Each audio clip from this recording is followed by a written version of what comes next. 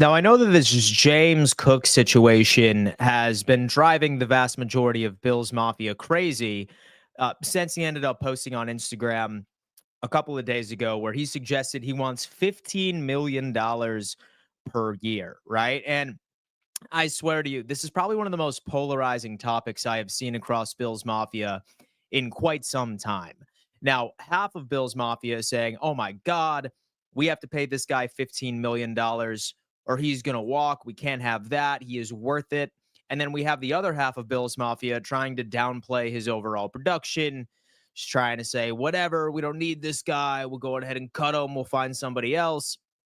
But really, at the end of the day, it has nothing to do with what Bills Mafia would do or what Joe from work thinks that the Buffalo Bills should do about James Cook. Really, what it boils down to is all of the possible options for the Buffalo Bills to handle this James Cook situation. Because I got to tell you, Cook had an incredible season in 2024. And if you guys tuned in to my conversation with Kevin yesterday on the show, he really outlined a couple of things that I think are worth mentioning. Number one, yes, we saw James Cook have a hell of a 2024 campaign. He broke over 1,000 yards, 21 total touchdowns. Like he was what, like number one in the league for that overall production. But Kevin started pointing out a couple of things where he was just like, let's take a look at his overall system that he is in. The way that Joe Brady calls plays, our offensive line, their run blocking. We have some of the best run blocking offensive linemen in the entire NFL. So he was kind of on the page where maybe the Buffalo Bills decide to trade James Cook. And on today's episode, we're going to be discussing what that would look like, what sort of trade compensation that would be, and furthermore. So super excited to unpack that. I do want to remind everybody that this stream is powered by our good friends over at William Matar. Folks, I will never wish a car accident on absolutely anybody, but if, for example, you go through that unfortunate scenario, have to make sure you have the right representation. If you are hurt in a car, you better call William Matar. Phone number is on the screen right there. Best car accident attorney in the state of New York. Shout out William Matar for being a proud sponsor of the Dan Mitchell YouTube channel and social media conglomerate. I'm just kidding. It's not a conglomerate. But anyway, so we have James Cook here. He's asking for 15 million. We have already unpacked how we feel about us paying him that amount of money. I do want to point out that that would be significantly more than what Saquon Barkley is getting paid right now. He's getting paid around $12.7 million. Still would be less than what Christian McCaffrey ended up signing to a couple of years back, or last year rather, for $19 million. But according to Spot Track, we are looking at $10.2 million for a market value, right? 4 years, 40 million, average salary is at about 10.2. And what Spot Track typically does is when they make these market values, they look at some players that they consider to be similar to him, right? Josh Jacobs, David Montgomery, Tony Pollard, and Saquon Barkley for about 3 years right then and there. So what about trading him, right? Why would that even come into fruition? Why would that be a possibility for this Buffalo Bills team?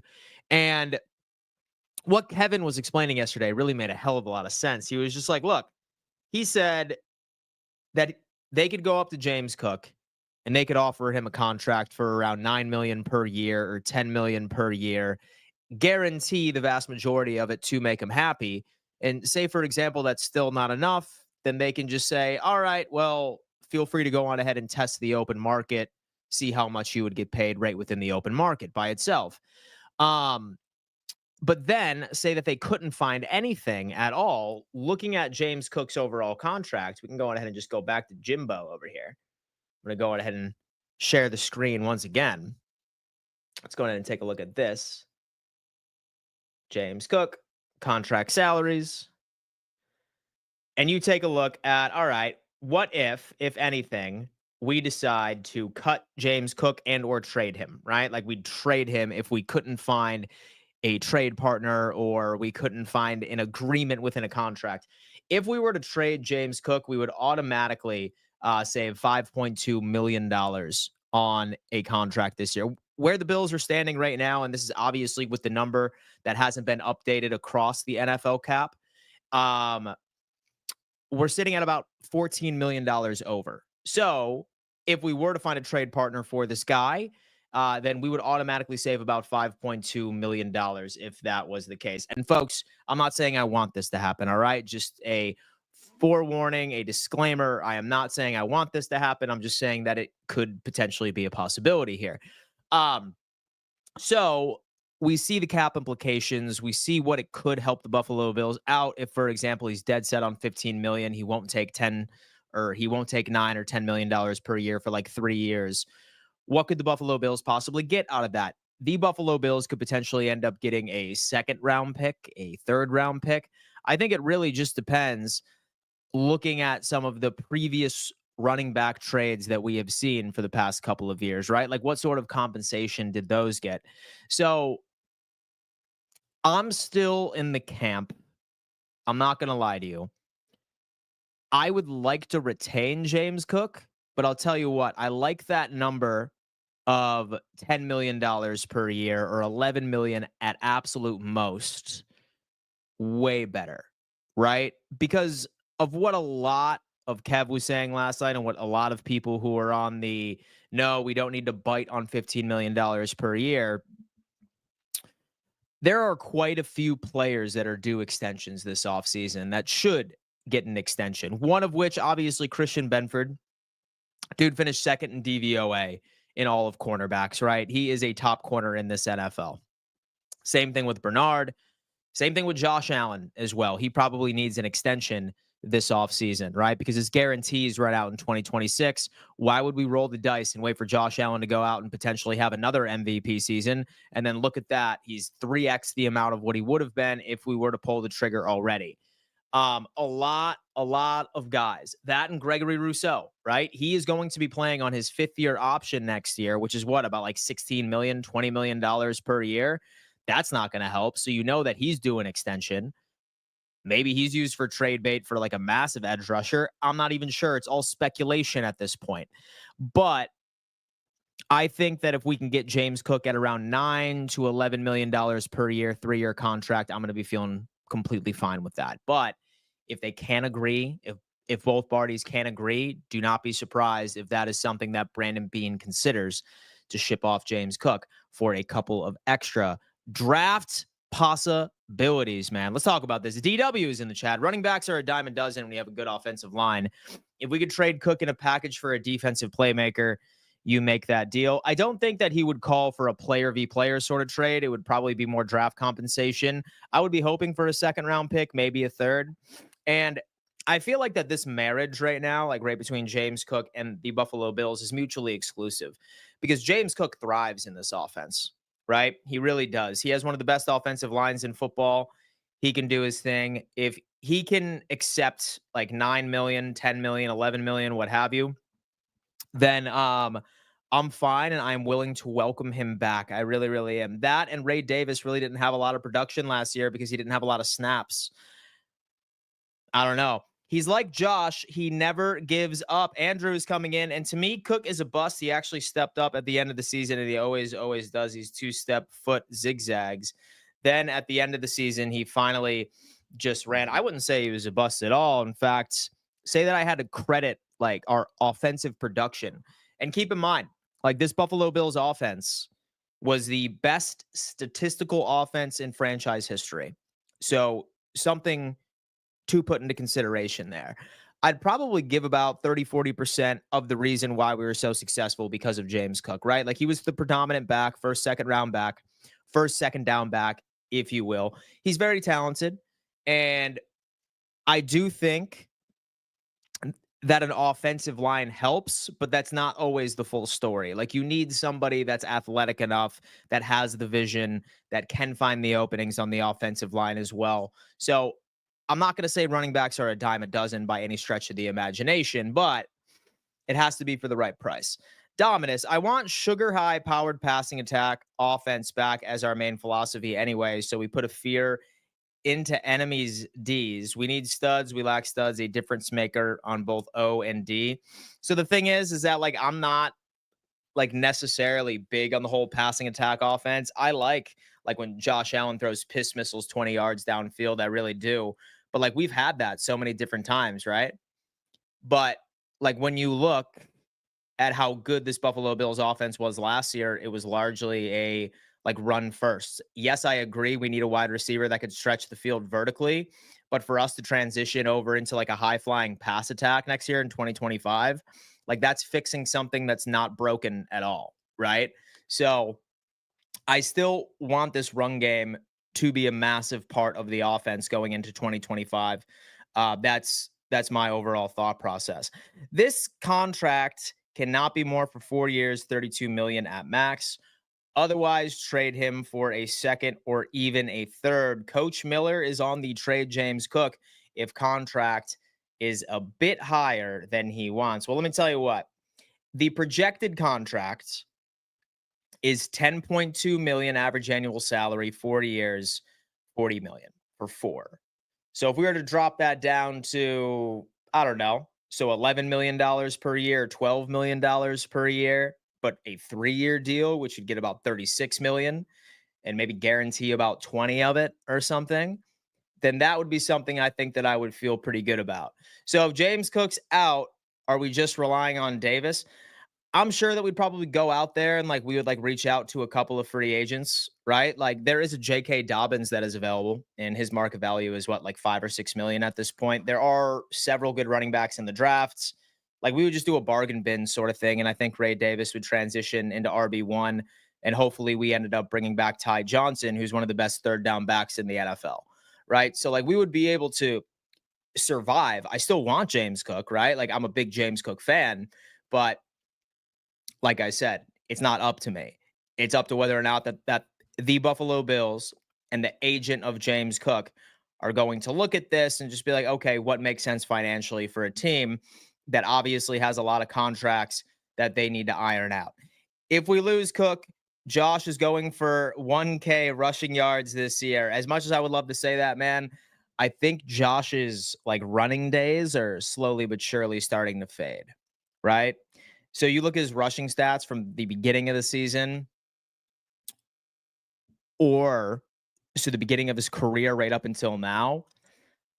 I have a feeling that a run game for him is a hell of a lot crazier. With Andrew coming on in, Tyreek Hill is who we need. He's old. He's 32 years old. I'm good on him, and he's a lot of drama in the locker room. Oh, yeah. Dolphins released old ass Raheem Mostert. Yeah, yeah, right. I would be okay trading James Cook and picking up Cam Scatabo. He is a dog out of Arizona State. Was that right? Or Arizona, one of the two. He was an absolute dog. He was one of the best. He's a cocky asshole, but I love him, man. Bring some cocky assholes on this team. Looking good, Dan. Go Bills. Packed mouse. I appreciate that. Hope all is well.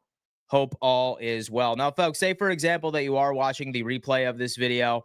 I highly recommend that you turn on your bell notifications so that way you're always notified when I am live. I want to make sure that I welcome as many people into this live chat community that we have been building for the past couple of years. Genuinely would love it. What's up, Dan? Happy Valentine's Day, bro. And so I would be sad to see Jimbo gone, mostly because I'm not sure Bean is capable of drafting.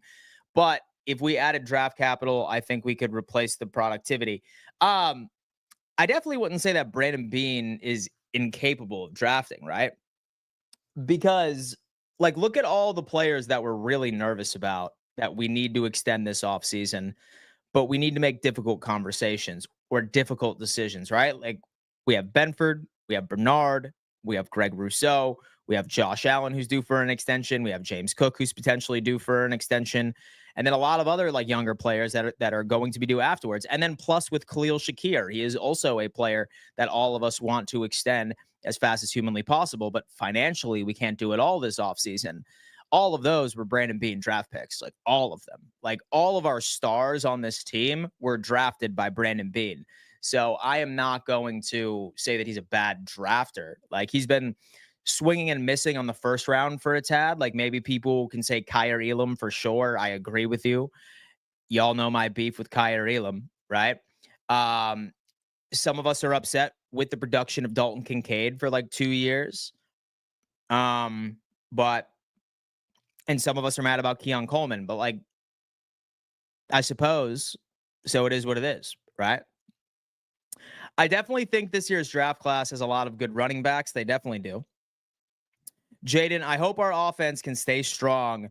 We really need defense. Absolutely. I really hope that this draft class that Brandon Bean is putting together for his board is exclusively some defensive tackles, edge rushers, safeties, corners, you name it. Stock up on the defense as much as we possibly can and run it back. And this time, send us to San Francisco for Super Bowl LX, baby. Super Bowl 60.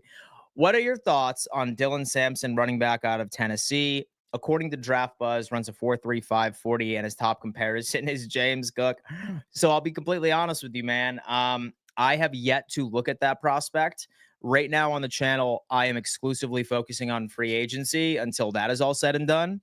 And then I'm going to start really unpacking draft prospects that I think that we should be looking at for the remainder of the year. So, guys, like I said, it is deep into the damn offseason. So if you want free agent profiles, full draft profiles, right? A bunch of Q&A segments, because there's so much news going on right now.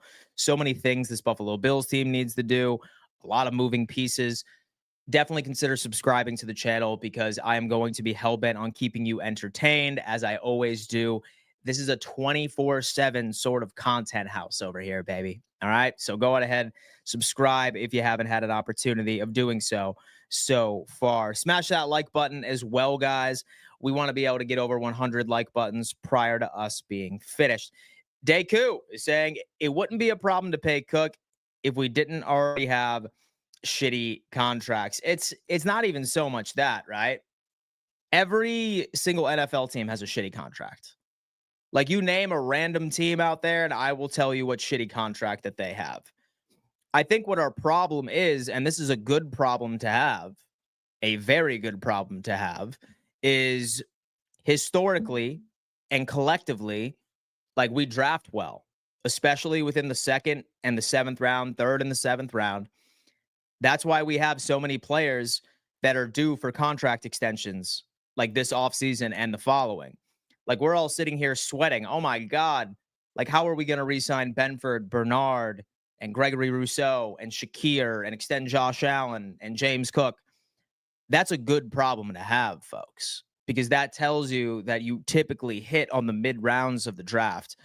I feel like everyone has shitty contracts, right? I feel like everybody has shitty contracts. So let's see. I was surprised about Kincaid. I was really hoping that he was going to be the next Gronk. So I wouldn't give up on Kincaid just yet.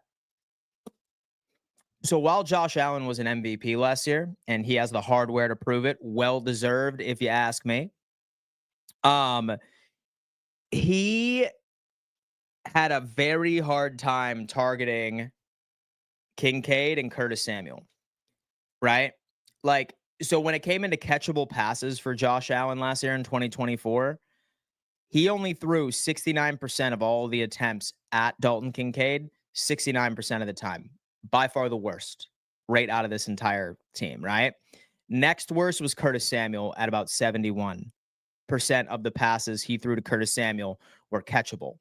Compared to Shakir, where like 88 to 89% of the passes that he threw to him, like, so were catchable, and several other players. So what that tells me is that for some reason with Josh just didn't like have that chemistry with Dalton Kincaid as of yet. So I wouldn't give up on Dalton Kincaid yet, right? He does have really good hands, except for that one pass where he should have caught right in the AFC Championship, but I will forgive him for that. But largely, I would say Kincaid's struggles this year were largely like really overflated. Square is coming in. Ed is a huge cap hit if we trade him. Ed will look good next to a young stud one tech next year. I agree. So I think you're looking at our guys through rose-colored glasses because we love our guys and we were able to get pretty far. And so the guys you are naming, are they objectively good? So with Benford is the second best cornerback in the NFL for DVOA, like rate in preventing separation and coverage. So yes, he's very, very good. We have Khalil Shakir, who is one of the best route runners, great contact balance. He's the go-to wide receiver number one. So, yes, we have Terrell Bernard, who commands the defense by itself. He's solid in coverage. He's a great run defender. We have Gregory Rousseau. He's consistently handing us 8 to 9 sacks per year. He's always in the backfield with pressure. He's tremendous at stopping the run. He's got great length. He sets the edge. And that would, so of course, our quarterback, right? Like, obviously, he's the MVP of the league. So with all those players that I just named, yes, most definitely. So there's a reason why we made it to the AFC Championship, right? And so there's a reason why we ended up winning 13 games. We probably should have won 14 if we didn't sit our starters the final game of the season. A reason why we were number one in the league for turnover differential. Like, we had our struggles for sure, especially stopping third downs. But yeah, like 110%. So we lose any of those dudes on defense, and that's a massive, massive issue. If you ask me, whatever we do, so they need to realize that we overachieved this year and still need a lot of help on both sides. Can't just keep riding Josh's coattails. Yeah, most definitely, man. We are going to be making some moves. I can promise you that. Kincaid and Allen need to get in the lab. Yes, they do. Work on that damn chemistry, baby. What backs interest you that could be available in free agency if James Cook gets traded or they can't reach a new deal? I don't know. I'll tell you what. How about we take a look at it, huh? How about we take a look at this together?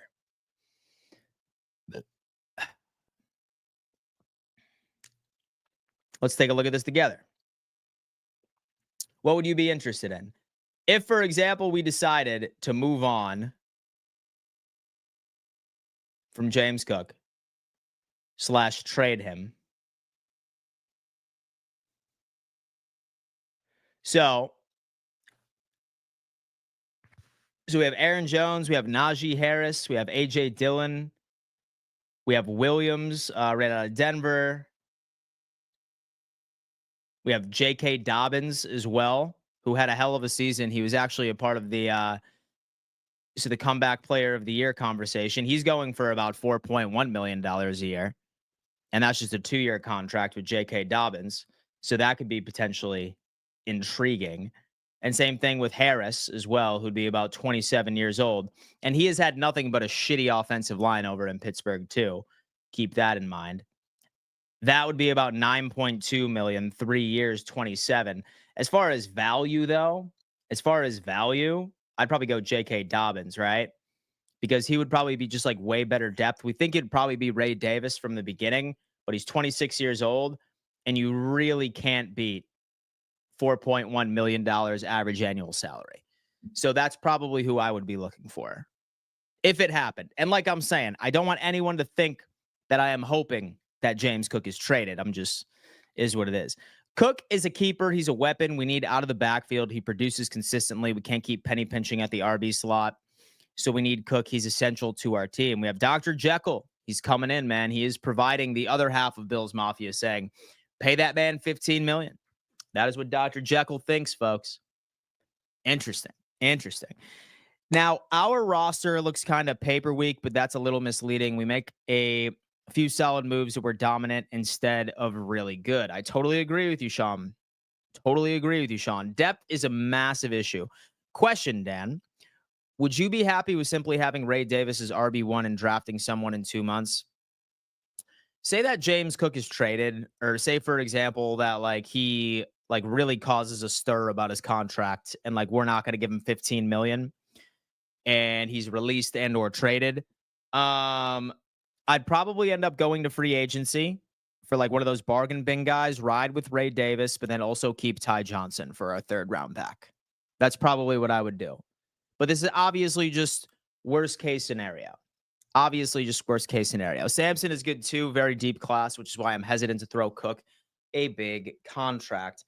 Bills offensive line, Tommy Doyle medically retires from the NFL. Interesting, dude. Well, prayers up to Tommy Doyle. What a career it certainly could have been. All right. Well, folks, so your boy needs to hop on to BetUS TV's The Huddle. And so in case you're unfamiliar with that, it is my NFL show over on the BetUS TV YouTube channel with Richie and TD. I just wanted to hop on here real fast because I didn't have a Bills stream this morning and I had to talk to my people over on Bills Mafia. So do me a favor, smash that like button, subscribe to the channel if you haven't had an opportunity of doing so far, and turn on those bell notifications. If you are watching the replay of this video, I really want you guys to be able to be a part of my live chat community. So just make sure that you have those bell notifications on. Love y'all. Thank you so much. Happy Valentine's Day. And I will see you maybe tomorrow. Peace.